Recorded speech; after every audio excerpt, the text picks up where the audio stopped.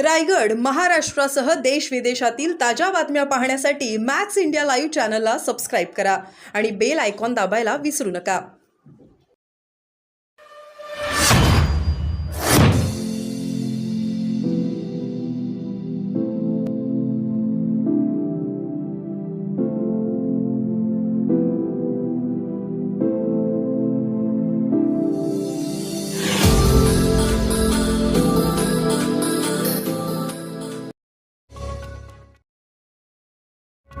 मुरुड पाठोपाठ रोह्यात शेकापला सुरुंग.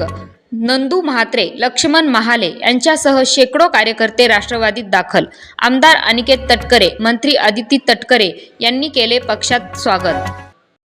ऐन लोकसभा निवडणुकीच्या तोंडावर शेतकरी कामगार पक्षाला राजकीय हादरे देण्याचे काम राष्ट्रवादीचे प्रदेशाध्यक्ष सुनील तटकरे, मंत्री अदिती तटकरे, आमदार अनिकेत तटकरे यांच्याकडून होत आहे.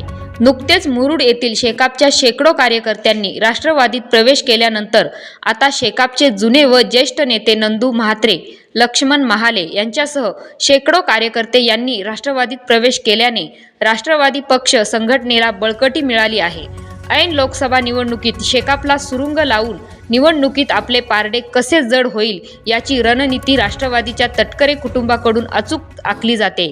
शेकापचे नेते कार्यकर्ते यांची जोरदार इनकमिंग सुरू असल्याने राष्ट्रवादीचा गड अधिक भक्कम होत असल्याचे अनिकेत तटकरे यांनी सांगितले.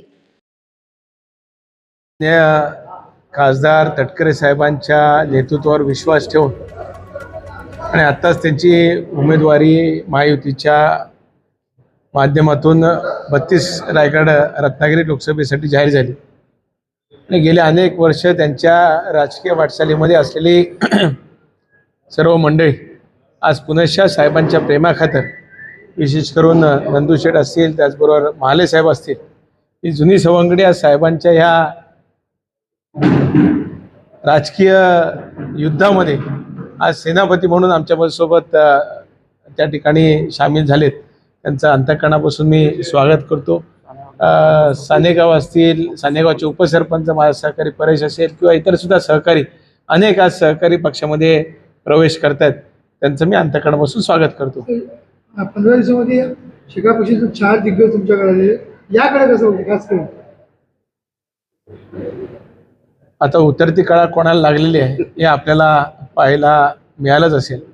मध्यंतरी मुरुडचे मनोज अप्पा असतील, आमचे अजित कासार असतील आणि सर्व सहकारी धनंजय मुंडे साहेब, मान्य खासदार तटकरे साहेबांच्या समवेत 15 दिवसापूर्वीच राष्ट्रवादी काँग्रेस पक्षामध्ये त्यांचा पक्षप्रवेश झाला आणि 8-15 दिवसातच पुनश्च नंदू शेठ असतील आणि महाले साहेब असतील आणि इतर सर्व सहकाऱ्यांचा पक्षप्रवेश झाला. हा ट्रेलर आहे, पिक्चर अजून बाकी आहे, एवढंच मला सांगायचं. भाई, जयंत पाटलाने मुरुडच्या सभेमध्ये सुनील तटकरेंवरती खालच्या मागणीवरती टीका केली. कसं बघतो त्याच्या टीकेला आणि काय उत्तर? जयंतभाई ज्येष्ठ नेते आहेत, त्यांचं आणि तटकरे साहेबांचं वैर असेल किंवा संबंध असतील हे जगजाहीर आहे. ते नेहमी बोलतात, त्याच्या बऱ्याच वेळेला उलट आपण मानत असतो, त्यामुळे अधिक मला त्याच्या बाबतीत बोलायचं नाही.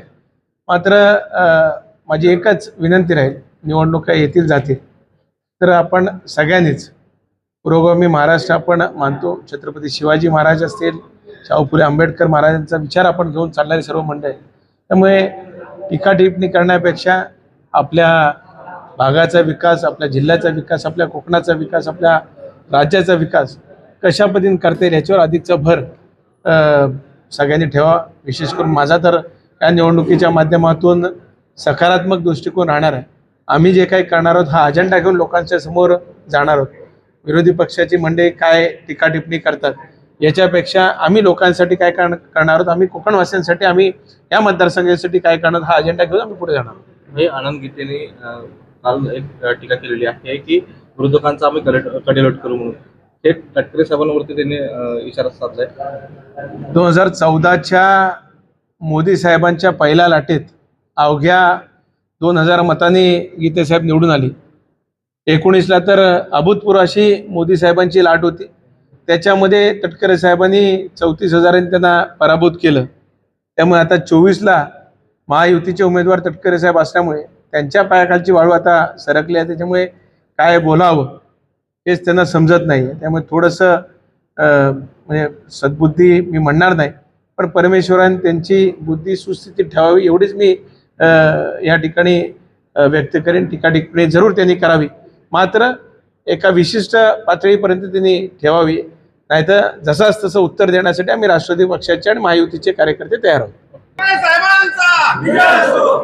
शेतकरी कामगार परिषदेमध्ये प्रवेश केला, पण 2 वर्षात आम्ही तिथं पाहिलं तर आमच्या मनामध्ये मन घुटमळत होता. कारण ही आज जी सर्व मंडळी जी तालुक्यातून प्रवेशासाठी आमच्याकडे आली होती, आम्हाला नेहमी आम्ही तटकरे साहेब लक्ष्मण महाले यांनी जवळजवळ 30-35 वर्ष काम केलं.